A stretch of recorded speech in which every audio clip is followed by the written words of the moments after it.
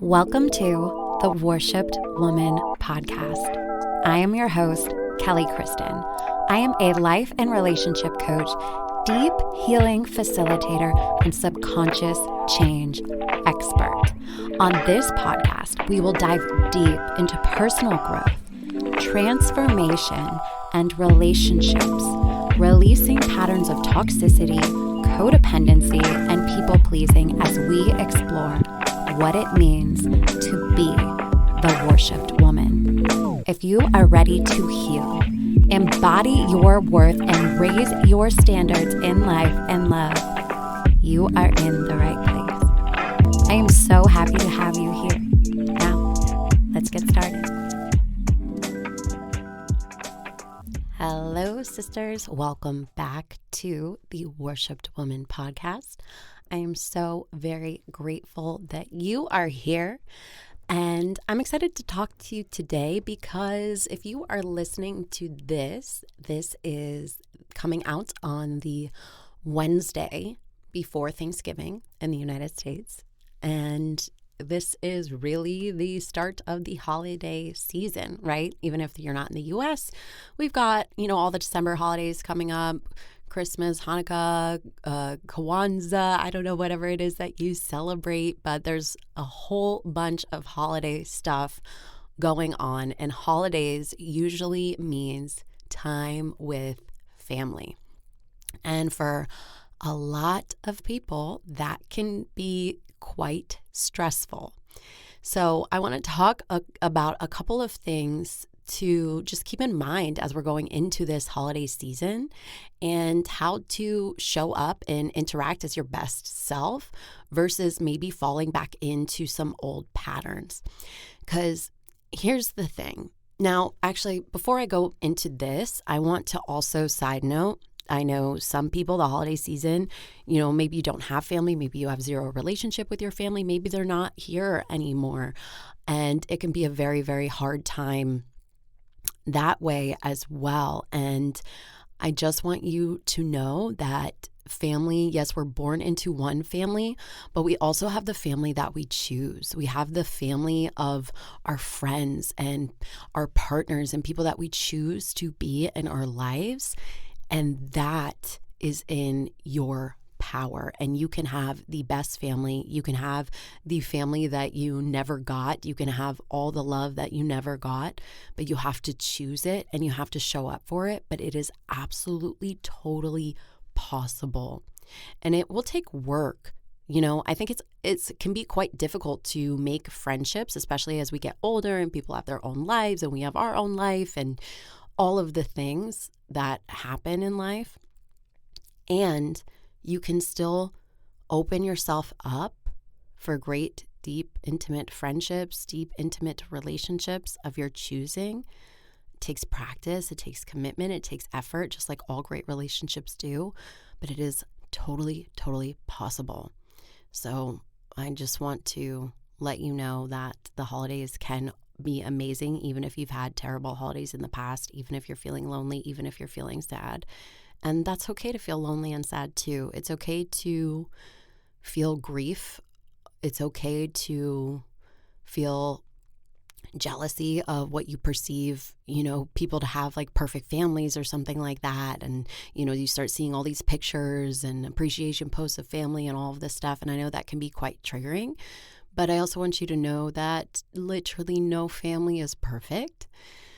And we all are on our own journeys here, and we're on our own journeys for a reason, and your journey is your journey, and it's perfect, and you're right where you need to be. So with all that being said, if you are preparing to enter the holiday season and maybe you're somebody, and I would think if you're listening to this, you are somebody who has been on a bit of a healing journey, right? Like you're working on yourself, you're growing, you're shifting, you're changing, you're becoming more aware of your patterns, all of these things. And for a lot of us, family and being around people who have known us for a very long time, right? Even friends, they can be very, let's call it big opportunities to lock in that growth, right? To lock in the changes, because they can be very, very triggering for us. One, because we are used to acting a certain way around them, right? Especially if it's deeply ingrained and, we've had relationships for a very, very long time. But also because they put you into a box, right? So your family puts you into a box of who you are, how you act, how they treat you. Same for long-term friendships, right? And this is why a lot of times we grow out of long-term friendships or people we've known for a really, really long time when we start really waking up to ourselves and getting a new level of perspective on our own life and changing, right? Because when you're shifting and changing, you're not aligned a lot of times with people that you might have known for a really long time that you used to be. Nothing wrong with that. That's okay. It's part of the process. And it doesn't mean that these people are wrong or bad or beneath you and you're any better or anything like that. Again, we're all on our own journeys, and where everybody at is perfect for them. It's not about any form of judgment of like, oh, well, I'm doing this and you should be doing this thing, or how come you're not more aware of yourself? No. That's like a trap that we get ourselves into, right? The second we start working on ourselves, we want everybody else to come along with us or think that we're all of a sudden the person to be able to pull everybody along. And that's not how it goes, right? People have to come to it themselves. Think about how you change. You change because you looked at yourself and said, God, I'm hurt. I'm suffering. I don't want to feel like this anymore. I don't want to feel this way. I've got to shift something, right? And that's the same for everybody else. And everybody has to come to that journey on their own. So it's not your responsibility or job, right? Your only job is to stand in the truth of who you are and to stand in your light. And guess what? The more that you are standing in your light and the more that you are just being more present with yourself and the more that you are shifting and changing and becoming the person that you want to be, you're like a beacon for other people. You don't have to tell them like, hey, you better do this. They'll start asking you, hey, like, I really admire this about you now. How did you do that?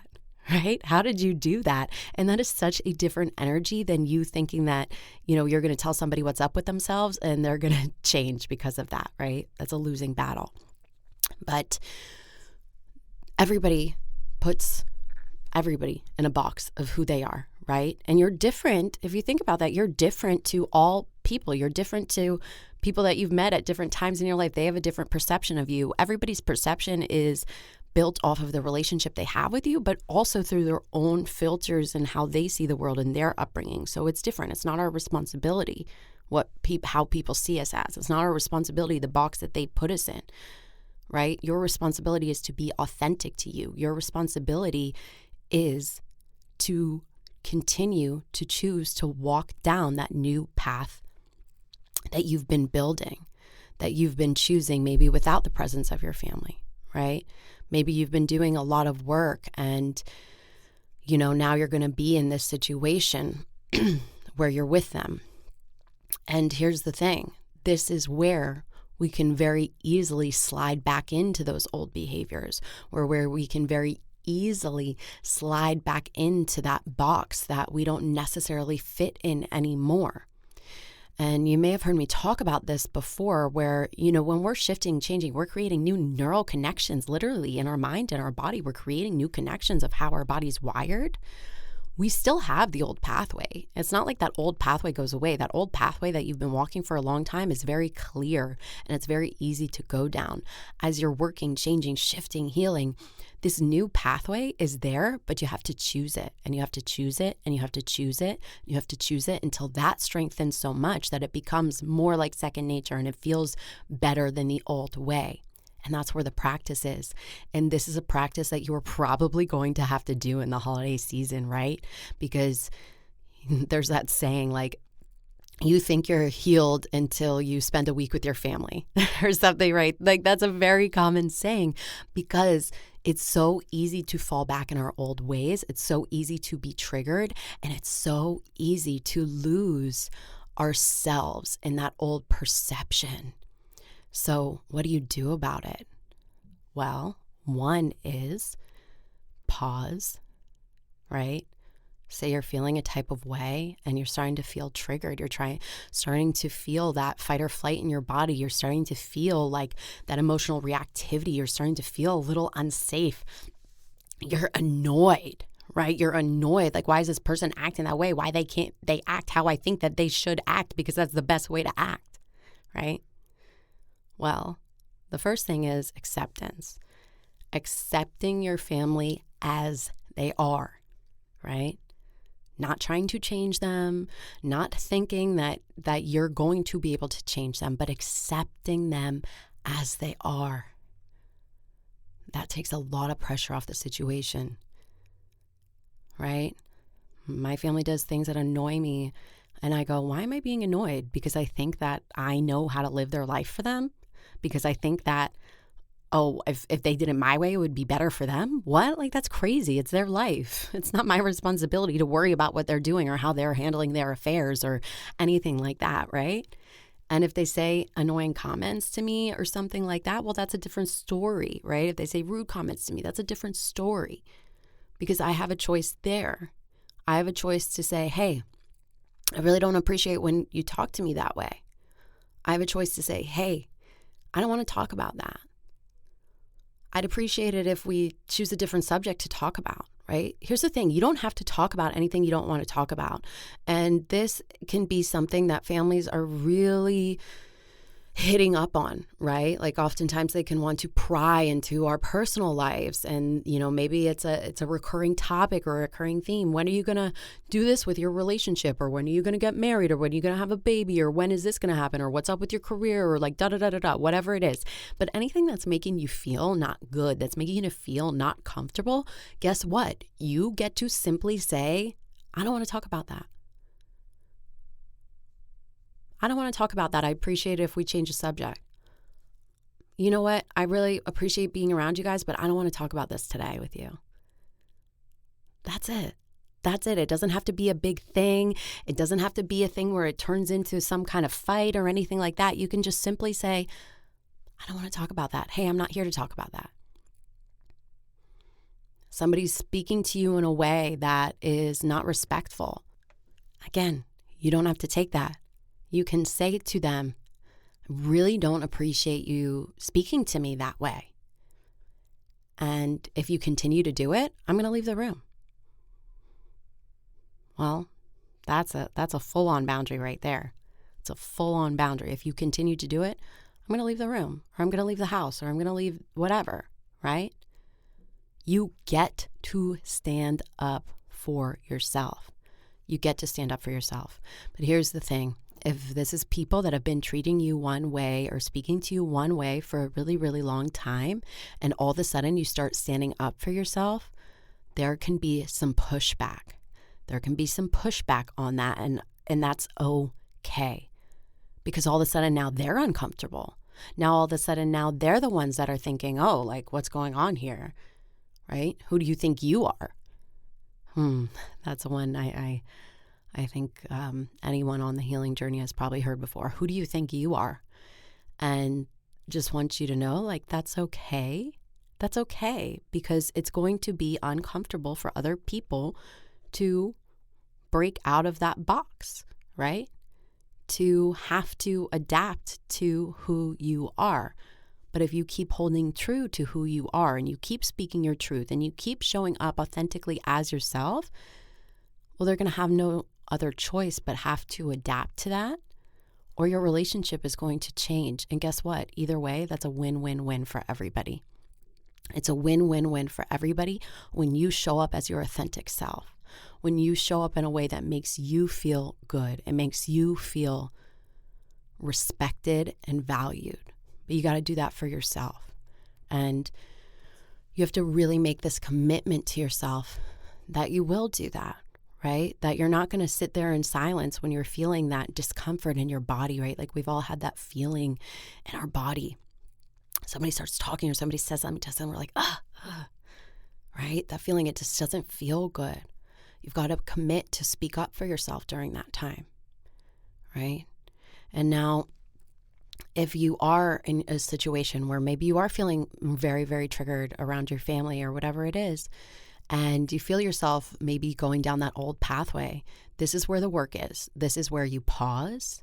This is where you breathe. This is where you get a moment to yourself, right? Like maybe you leave the room and you shake it out and you and shake your body for like 30 seconds and release that trigger. Please do not underestimate the power of doing that. Going into another room, shaking for 30 seconds and just maybe you're like clenching your jaw, maybe you're just shaking wildly for 30 seconds and letting out that energy, that activated energy, so that you can show up from a place that's more centered, that's more you, versus living in old reactions, right? Because you don't want to be reactionary. That's not going to serve you. That's not going to serve anybody. So that is a practice. That is a practice. And I'm not saying that it might not be easy, right? But it's doable. It's doable. And if you're willing to do these things, this is going to create a big shift within you. Because then, like all the work that you've been doing is not for nothing. It's really working. It's really changing. It's really making you feel better. Right? It's really making you show up for yourself differently. And that is very powerful for your mind, for the new pathways that you're creating, and also for your family dynamic, right? Because as you shift and change yourself, everybody around you will shift and change. Your relationships will change. And as long as you stay authentic to you, as long as you stay in your power, that's going to be a good thing for you. But if you find yourself starting to slip off, go back into those old patterns, that's okay. That's okay. That's when you get to choose again. That's when you get to go, oh yeah, I don't have to act this way anymore. I don't have to do this thing anymore. I'm allowed to show up for myself. And you might do it scared. And that's okay. Because when you do something that you're scared to do and your body figures out like, oh, I didn't die. I stood up for myself. I said, hey, I don't want to talk about that. And I didn't die after I said it. Your nervous system gets to relax and goes, oh yeah, maybe it is okay. Maybe I am allowed to stand up for myself a little bit. Maybe I am allowed to have a little bit of boundaries here. Maybe I am allowed to speak my mind, right? But you have to do it even though you might be afraid. Because that's where your power is. Fear is a part of life, especially when we're choosing new ways, especially when we're showing up for ourselves in ways that we haven't. Now, I also want to talk about something else, and this relates to women that have been in toxic relationships, and maybe you're broken up and you're starting to feel that longing, maybe, to want to get back with them because it's the holidays and you feel like every single person has somebody and you need somebody and da-da-da-da-da. I want you to recognize that those are all just stories in your mind, right?